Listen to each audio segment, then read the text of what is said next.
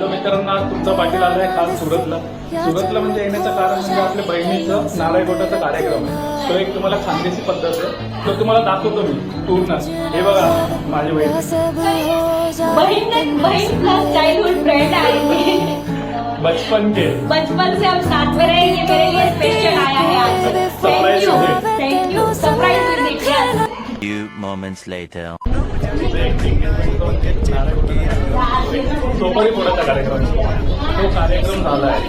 म्हणजे बघा आता तिथं लूक बघा.